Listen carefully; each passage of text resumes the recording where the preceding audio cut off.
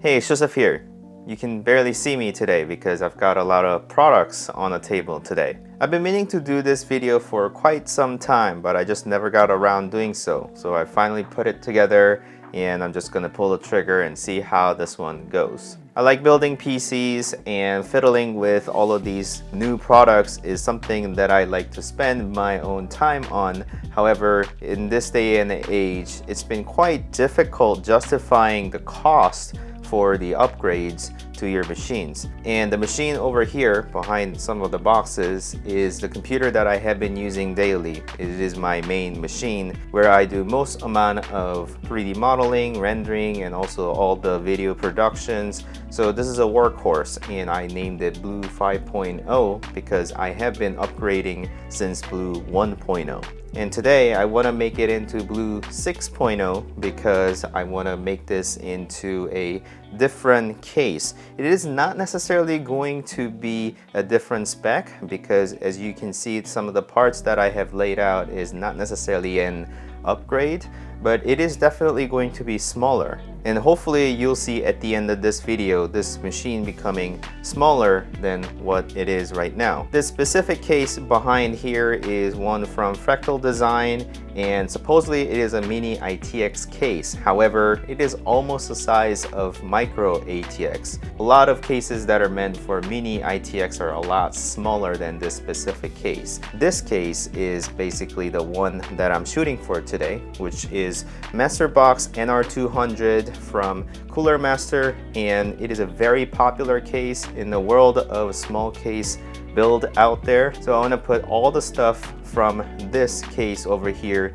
into this, and I'm gonna need some help with changing out some of the parts. And over here is another product from Cooler Master, Master Liquid ML240L V2 RGB. I don't really care for RGB all that much, but at an economical cost, it just comes with RGB. So I guess I'll just go with it. Maybe take it out just so that it doesn't flash on you all the time. So this one, and then I've got another power supply, which is SFX Gold 650 watt from Cooler Master to continue the theme, and another air cooler from Cooler Master Hyper 212 Black Edition is over here, just in case that 240 mil radiator doesn't fit into this case with all the parts that I have. So this is just in case, but I'm gonna try this one first and then see if it fits. And with exception of this one air cooler here, all three other boxes are sent from Cooler Master. I appreciate them sending me parts to showcase and try out for this video purpose, and I'm gonna enjoy as long as I can fit all the stuff inside of NR200. All right, well, let's get going.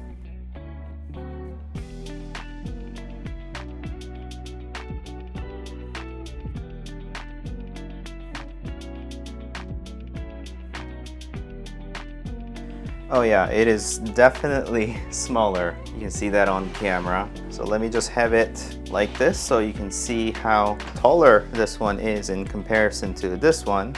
And in terms of the width, you can see that it is shorter and narrower. And overall case design, something that I prefer is black, no tempered glass. I'm not really interested in RGB lights all that much, kind of professional looking, if you will, because this is for professional purposes, not necessarily flashy, gamery look. And the biggest difference that I can see on this case compared to this one is the fact that everywhere is sort of a mesh. Here's mesh, top is mesh, the side is mesh, and behind as well. Whereas this case, you can make the top panel mesh if you want to, but the air is meant to be drawn from the front and then ventilated to the bottom if you haven't opened up the top. So yeah, it is a bit more controlled in here. I don't know if it is going to help in terms of thermal more since I have more mesh all around, but if you have mesh everywhere, it means that you've got to clean everywhere too. But that's something that I'm gonna have to test out in long term. Something that I do want to note is the fact that this case has a removable filter at the bottom of the case, so occasionally I just take that out and vacuum it so so that I de-dust it. However, this one I can't really do that, so I guess I'm gonna have to vacuum the case itself instead of removable filter. I don't see it in any way. I guess I'll figure out as I build this case. And I happen to open up the back side of the case. So yeah, that's what the inside of the case is looking like. Pretty much standard layout in terms of inside configuration. However, things are going to be slightly different on this case, so we'll see how that one goes. And as a general note, I have been a big fan of a small form factor PCs. So Mini ITX always has been something that I really like. I just haven't really jumped to all full ATX build just yet.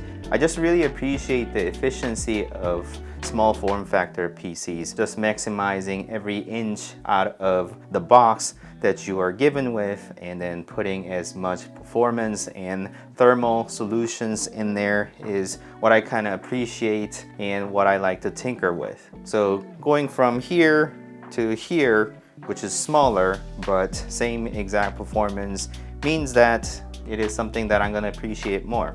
And in terms of overall spec of this machine, I haven't really needed to upgrade much of the CPU and GPU. I only upgraded the storage a couple of times to go larger size, but that was pretty much it. The CPU is Intel 8700 non-K SKU, so it is not really overclockable, which I don't really need. And the GPU is from MSI RTX 2080 Super, which is last generation of graphics card, but still quite strong. And the memory is 32 gigabytes, which I feel it is kind of average. It's probably more than enough for most case scenarios, but whenever you are handling a very large projects, then that's something that you want inside of your machine. And in terms of storage, I've got 1 terabyte from SaveRent Rocket 4 Plus, and it is a PCIe Gen 4 capable storage. I just don't have a CPU and motherboard to pair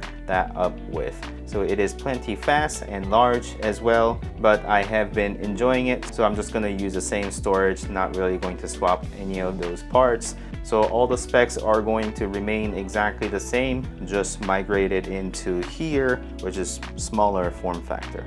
Okay, let's actually open up this case and see what we are dealing with here. I'm not even sure how to open this actually. It doesn't have the thumb screws on the back. Oh, you just pull it out. That's easy. I guess on the other side as well. I like that, easy removable panels. And there is a box. This box, it contains all the screws that I'm gonna need for this build. And hopefully I'll be able to do this build quite quickly so I don't have to suffer so long. Oh, it said accessories, but it has a case fan inside as well. 120mm case fan is included, and fan splitter, and some case screws, along with a fan grill, lots of cable ties. I appreciate that. And this is a bracket for the graphics card, I think. And then I need to undo some of the cables that are inside the case. I wonder if I can open up further. Maybe I need to consult the manual. Yep, I need to be able to remove the front and the top panel. And it looks like I just pull it too. Yep, wow, I like that. Okay, well, and then there's a 90mm fan that's already included in the case to exhaust the air to the back. And there is a power supply bracket that you can kind of orient in different ways. There's front I/O cables. I'm just removing the cable ties so I can configure it later on. Okay, I just need to disassemble my current PC and start migrating the parts. First job in order would be to remove the graphics card, which is the most valuable component currently. And I need to remove some of the cables off the motherboard. Change of plans. I decided to just remove the cooler off the CPU. I'll just remove the thermal paste that's remaining on here, as well as the cooler, just so that I can prep the surface. But other than that, that is out. And when it comes to cleaning, the thermal compound alcohol swabs kind of work. Everyone has different method in cleaning this. Alcohol will definitely help because it is non-conductive. So I'm just gonna take the big gulp off with this swab and then make sure they are clean and sort of polished surface. And you don't want this anywhere on your clothing either. Just get as much as you can. And I believe 99% isopropyl alcohol is better, but I only got 91% over there. If anyone knows better than I do, please leave it down in the comment. I may be ruining components this way. At least it will prevent you guys from doing any further damage. Generally, in my experience, I have used any sort of isopropyl alcohol and actually use coffee filter because it doesn't leave any residue. So that's looking pretty clean. So if anyone's looking to build their own custom PCs, I always recommend doing so than buying a laptop when you're needing a lot of performance, because it really is better in terms of maintenance and performance to the dollar. Yeah, if you can, I recommend getting a desktop, and actually, you know, learning about hardwares and parts will actually help you in the long run. And I paid much less for this machine than what I would have paid for a laptop of the same spec, and it wouldn't run as fast. When it comes to performance, desktop is much better, and when something breaks, then you can easily swap that out. Whereas with laptops, you're at manufacturer's mercy to fix that in timely manner. Anyways, the storage is already here, so I'm gonna leave it as it is. There's memory over here, and also another storage at the bottom of the plate over here. I'm gonna leave it as it is, but the CPU itself is prepped and ready to go. So I just wanted to demonstrate that to you, but this cooler is gonna go on the new case as well, so I gotta disassemble this one as well. I have replaced the fans with the Knockshot cooler. Supposedly it is quieter and I don't have to worry about all the RGBs with it. I just need to remove this radiator and then put it in the new case.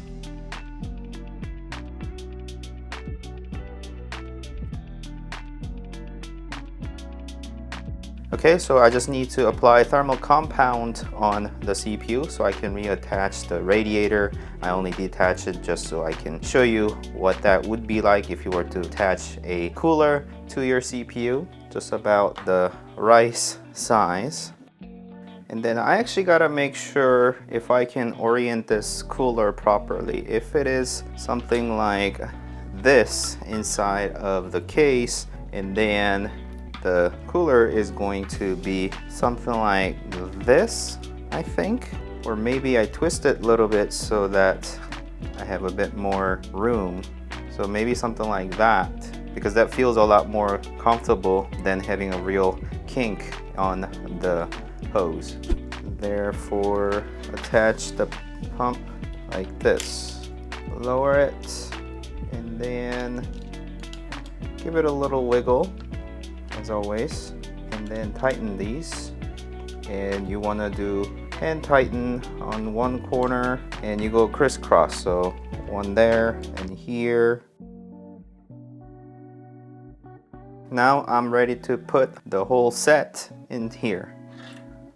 I think it would be easiest if I were to work with the case like this. And there are two removable screws over here to remove this bracket for the radiator. And I just have to lower the motherboard into this spot. Make sure all the cables are out of the way. The case already comes with standoffs for the motherboard, so it's easy peasy. So we said we were gonna mount the radiator like so, and then the bracket needs to go something like this. And this side bracket here, in addition to mounting your radiators, you can also mount hard drives. So if that's something that you want to do, you can certainly do that. So if you decide to go with 120 mil radiator or air cooler that's a lot more lower profile, then you can mount the hard drive on this side bracket here. Okay, let's keep it like this. Okay, and then I'm gonna have to work on the power supply. I used to have 750 watt unit, but I'm not really overclocking my CPU, so it is not really demanding all that much of power. So I think 650 would be enough. But if I need to, then I can swap that out later. For the sake of using Cooler Master parts, I'm using this power supply. It is really tiny as it is SFX power supply, and it is still gold rated, all black, fully modular unit. And I got all the cables I need over here. And here is actually one really good thing. So if you want to use it for ATX build, and I've seen this being missed out all the time, but here is a bracket that you can use for SFX power supply on ATX units. So very nicely done, Cooler Master including that. There are some cable ties along with the screws. So I'm gonna use the screws. I need to remove this bracket for the power supply mounting. 2 screws. Even though it's very tiny, so far this case has been pleasant to work with. And then here is the power cable extender, so just connect that. And then I'm just going to reattach to where it used to be. Look at that, the fan grill showing up on the back. And also I notice if I need access to NVMe SSD, I can get access to this quite easily from the back side.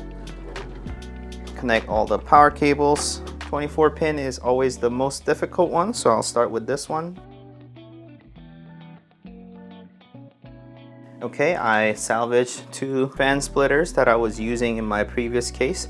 CPU fan, and I don't really need a splitter for case fan because there's only one over here. This 24 pin connector is really problematic because it's thick, it refuses to fold in any way. So all of this will be routed underneath the 24 pin connector. So here's a bit of cable management that's happening at the same time. Okay, this is USB 3 header and it only goes in one way. So easy peasy, just connect that there.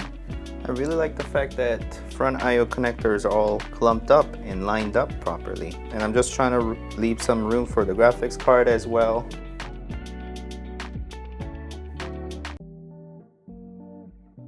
By the way, I've been liking this screwdriver because it's got the magnetic tip and you can extend the length so you can easily reach the tight places. It was like $15 off of Amazon. Okay, remove 2 brackets as this is a 2-slot GPU, but apparently you can do 3 slots if you want to.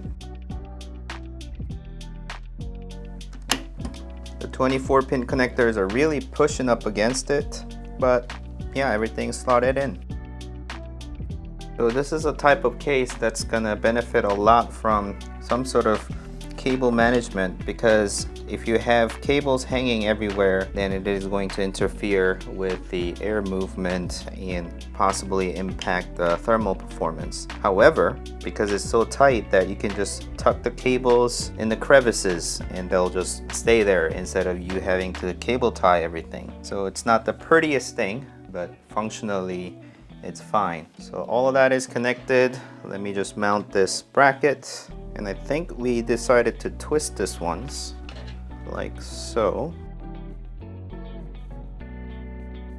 So it is currently configured in a way that it is going to draw fresh air and then dissipate within this case, and the case fan will exhaust to the back, and then I imagine the graphics card will do on its own. So I imagine it'll be a bit of a positive air pressure inside the case. I don't know if that's the most beneficial in terms of airflow in this tight space. I don't think either is going to make a huge difference. There was a fan splitter that was included with a case, but if I notice that the temperatures are really high, that I may try a few different things such as flipping the direction of the fans. There is an additional fan that I could use. Oh, I forgot to screw in the graphics card. Okay, let's connect the power and see if it posts. I've connected everything that I possibly can. Turn on the power supply, the monitor's connected, power button is over here.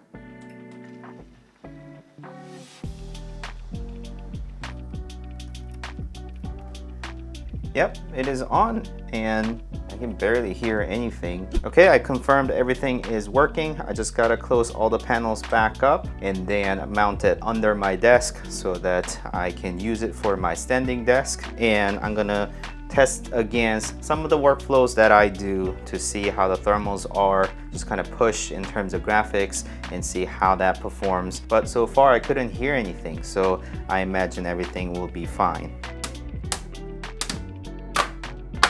Despite the fact that case is very small, there was a lot of room to work with, and I think it is looking quite nice too. And taking out the panels were quite easy, and overall it looks really nice. There's a power button and a reset button, and then 2 USB type A with a headphone on the top. And I really appreciate the subtleness being all black and then just mash all around so that it is efficient, it is subtle, professional, everything that I like.